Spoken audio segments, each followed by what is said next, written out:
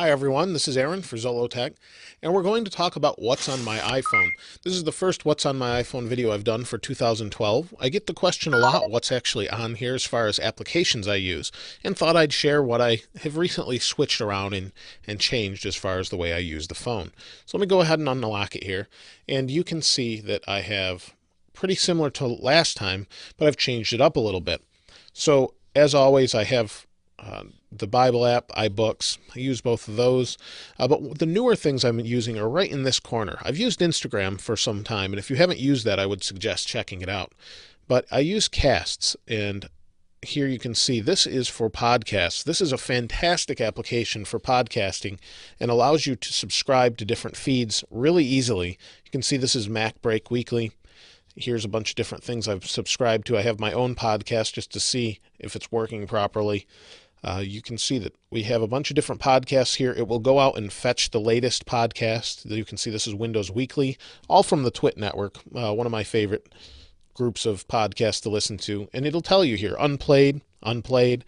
It will leave off where you left off. You can download it. I generally stream it because I'm grandfathered into the unlimited data plan and don't really need to worry about that too much. But if you do, go home on Wi-Fi, hit the download button, and then you don't have to worry about streaming it. If I close this and go back to the earphones here, we can listen. I push play. I can advance just by tapping right here. You can see 45 seconds, go back 10 seconds.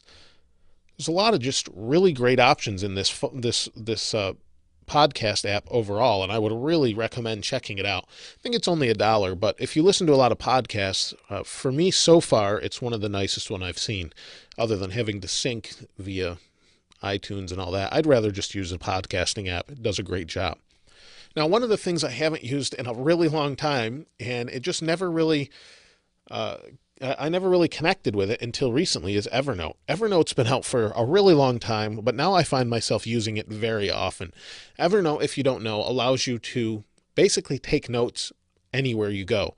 So I can put a note on here, and then say I switch to Windows Phone 7 because I'm reviewing this phone, I can install the Evernote app here and have all my notes. So instead of just using the Notepad app or the Notes app that comes with iOS, I've used Evernote. In Evernote, I can store ideas and all sorts of things, and you can break it down. You can view it on the web. You can view it on Android. You can view it on just about any device out there. And it's really flexible and very simple, and you can use it as simply as making simple notes, or you can capture whole web pages and save them to read for later. There's a lot of things it does, and I would highly recommend taking a look at it. Now, one of the newer things I've used for news is Flipboard. And the reason I switched to Flipboard, I use Pulse a lot, and I have it here in the news.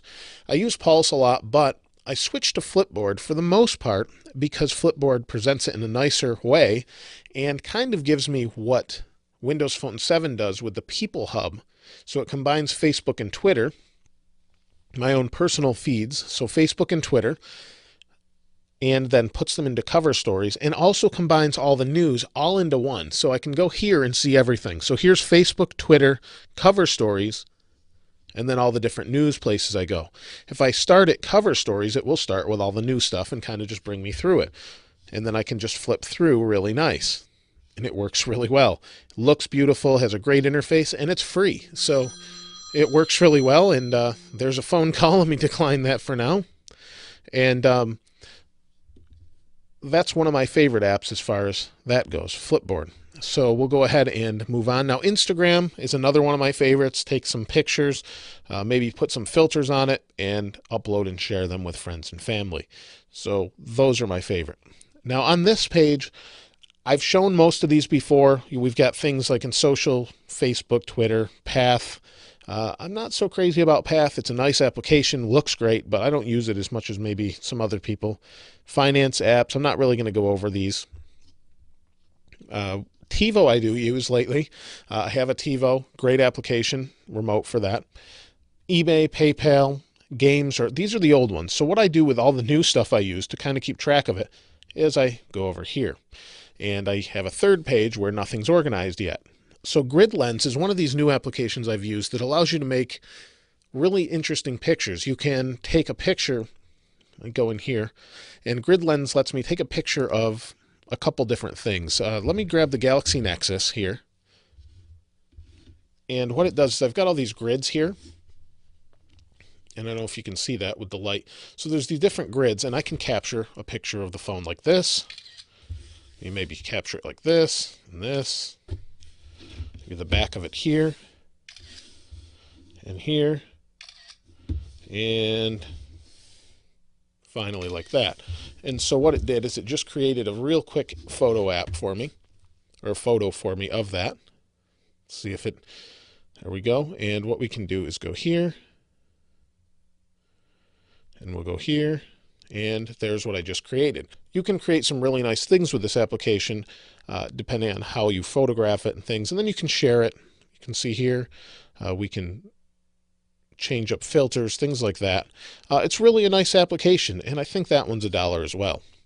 One of the most recent apps I've been using as far as games go is Blueprint 3D. Great game. One of the guys, one of my favorite creators of video games, Will Wright, recommended that on one of his blurbs or blogs or something I wrote somewhere or read somewhere. And Blueprint 3D is really a fun game. It's $1, and you kind of arrange blueprints to make them into an image, and it works pretty well. Tiny Tower I've been using. The game really annoys me, to be honest. I don't really like to play games where I have to be coming back constantly and it takes forever to level up and things. It seems to be more of a tedious game than anything else. That's my opinion. You may love it. I know other guys I work with actually like it a lot. I'm not really big on that game.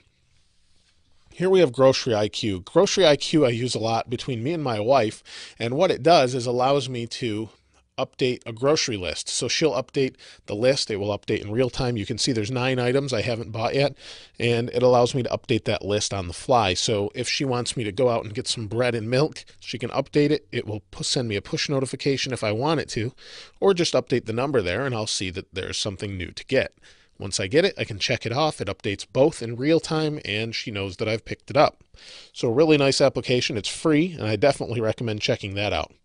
Here we have CardStar. CardStar is a way to save your cards from, say, Staples, or maybe a different shopping place you go to, so you don't have to carry all those really annoying little credit card style things or keychains with you. You can just store them here, and it's really simple to use. You can take a picture of it. It will capture the barcode and create its own barcode right on the screen. Works great and does a good job. Overall, though, that's kind of what I'm going to go over today. Some of these you've seen before. I've had a long time. Been playing Run Roo Run. It's gotten a lot of recommendations from different application places, and overall, it's pretty good so far. It seems a little boring, but maybe that's because I haven't gotten far enough into it. So I'm going to keep playing that and see. One last app, TeamViewer. TeamViewer lets you view your, similar to LogMeIn, but has some other features and sometimes seems a little faster on a Mac. Allows you to either share your Mac with many people so they can see your desktop, or you can simply use it yourself. The app on the iPhone and iPad is free, and I would recommend that. I have a ton of apps, but I'm not going to spend all day going over all of them. Just wanted to share some of the ones I use the most right now. So Cass, Evernote, Flipboard, Instagram, use those a lot. Blueprint 3D, Grocery IQ, and some of these I use regularly as well. Moneywell is one of my favorite ones as well. So there's quite a few different applications. Check those out, and as always, please comment below in applications I may have missed that you think are great, or maybe your favorite app that I missed. And I love to see what you have to say as far as that goes. I like to try out apps I haven't seen before, or maybe I have, and I'd like to hear your opinion on them. As always, if you haven't subscribed, please go ahead and subscribe. This is Aaron. Thanks for watching. I'll see you next time.